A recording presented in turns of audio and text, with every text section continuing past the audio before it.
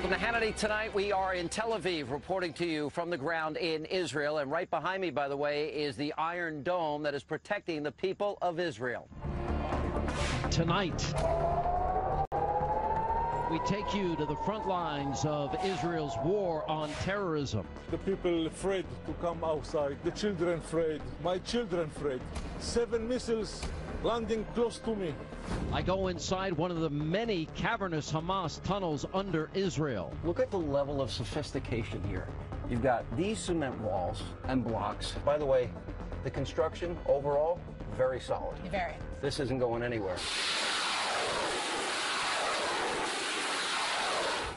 Our cameras take you on an exclusive tour of the Iron Dome air defense system. These Iron Dome batteries have been incredibly active. They've intercepted more than 500 rockets, and more than 3,000 rockets have been launched from Gaza.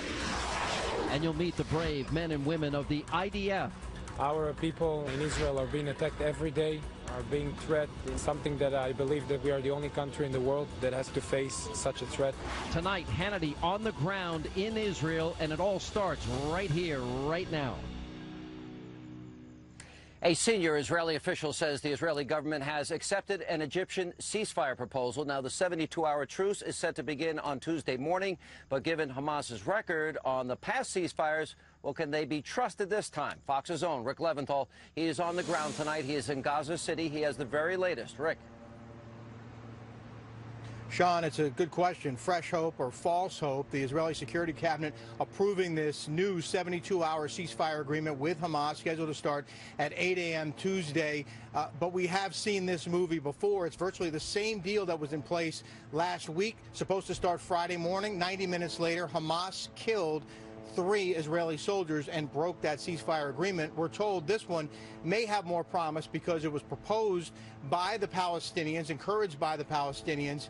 Supposedly, an Israeli delegation will head to Cairo to try and negotiate some sort of permanent ceasefire agreement with Hamas. Today, expected to be quieter, and it was for the most part, although we saw dozens of rockets fired from Gaza towards Israel, and there were a number of Israeli strikes in Gaza itself today. More than 10,000 homes and businesses here have been heavily damaged or destroyed in this 28-day war.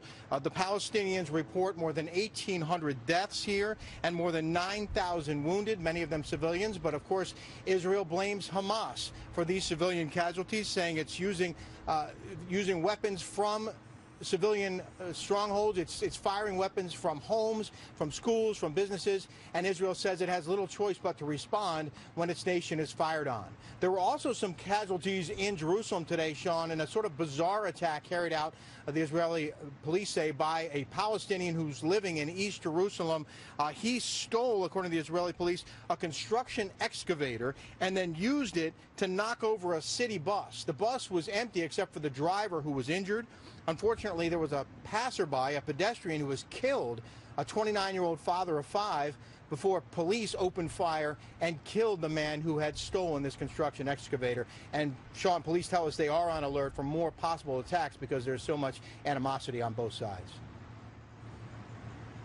You know, Rick, we keep hearing that, well, you said we've seen this movie before, but even when we arrived here in Israel earlier today, supposedly they were in the middle of a ceasefire. We keep hearing it's going to happen, one brokered right after another. But the Israelis seem very committed, those that I met on the ground today, that they're going to break up this infrastructure, and the tunnel infrastructure in particular, that I went through earlier today that leads into Israel. You have any indication this one sticks? Well, it really depends on Hamas if you talk to the Israelis, because they say they've held their end of the agreements, and then Hamas continues to break those agreements. It's another wait-and-see kind of situation.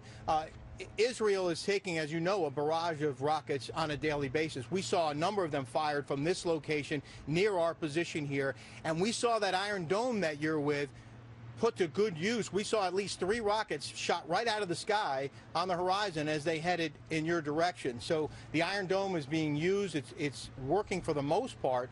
But again, this barrage of rockets continues from Hamas, from the Gaza territory. Yeah, and by the way, Rick, when we first got on the ground, actually, an Iron Dome, not at the one we were at, took one of those rockets out of the sky. We heard the big explosion. We're going to go back to you later in the show. Rick Leventhal, thank you so much. Now, earlier today, I traveled to the Gaza border and I spoke with IDF troops who had just returned from a mission to search and destroy Hamas tunnels. Now, this is what they told me earlier today. So here we are. We are literally at the Gaza border, and this IDF team just got back from a mission. Successful. Dekel and Daron. He's from St. Louis, Missouri, right? I am. How did you get here? I moved here 2 years ago. Yeah. It's my dream to serve here. And here I am. So how long were you in Gaza?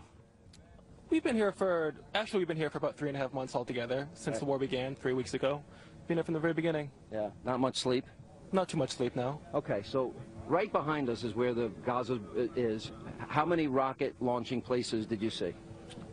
We didn't see too many. We're here for the tunnels. Yeah. That's what we're doing. How many have you seen of those? Because we just got out of a tunnel. Enough. Are you shocked as I am about the level of sophistication? They're using Israeli mortar, Israeli electricity, and instead of helping the Palestinian people, what are they doing? They're building, tunnels so they can go into Israel and kill innocent people. Exactly. No infrastructure, no buildings, no hospitals, nothing. Just tunnels to destroy us. Yeah. That's why we're here. Have you lost any friends? No, sir. No.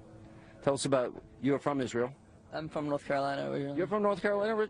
We had 2 Americans from over here. Why'd you come? Well, my family moved 5 years ago. My dad still works there.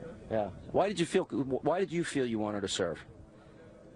Same thing. It's always been my dream. Always been like a sort of goal sometime in life to do it. Yeah. So you've been out there since it started?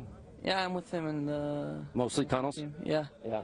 Lots of tunnels. How many, when all is said and done, how many tunnels do you think you're going to find? And are you surprised at the level of engineering and sophistication that goes into them?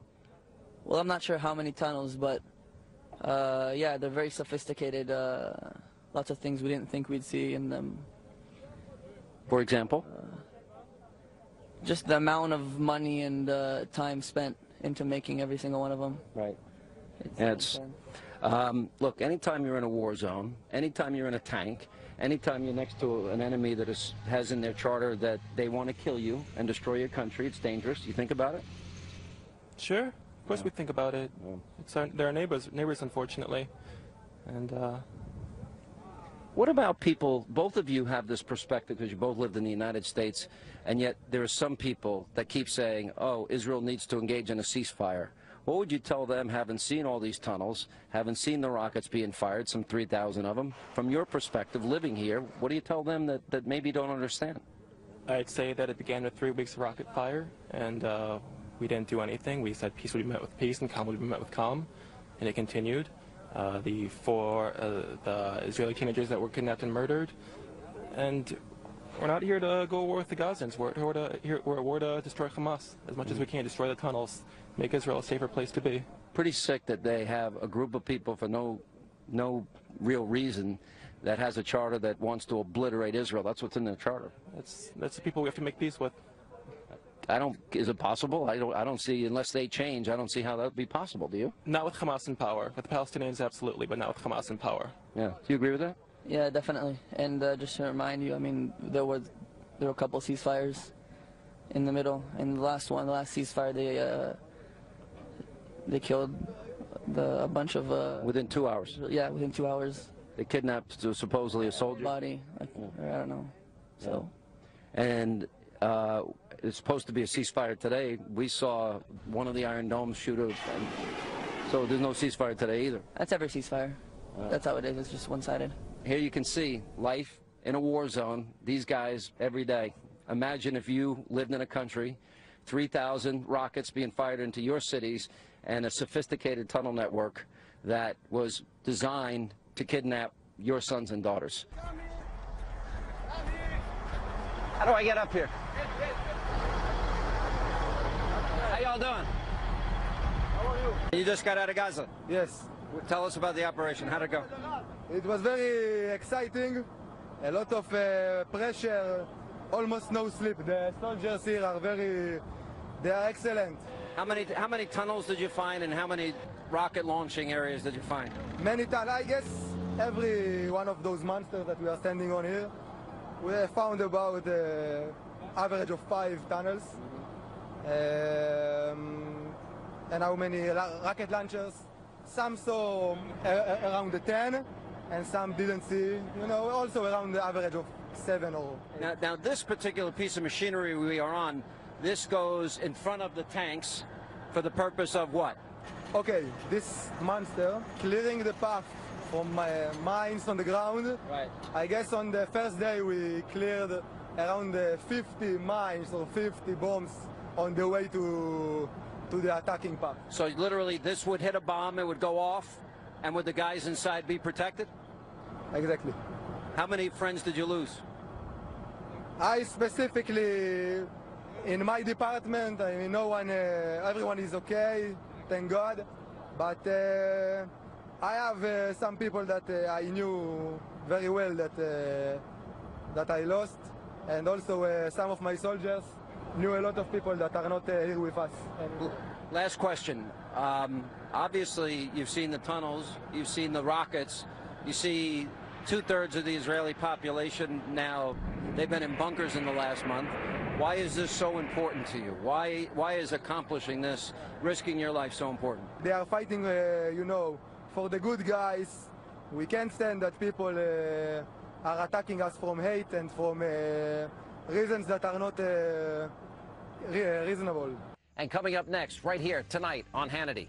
When we come back, we're going to take you inside this tunnel that Hamas has dug. Look at the level of sophistication and engineering, time, money, not spent on the people of Palestine, the Palestinian people. No, it is spent to create a terror function against Israel.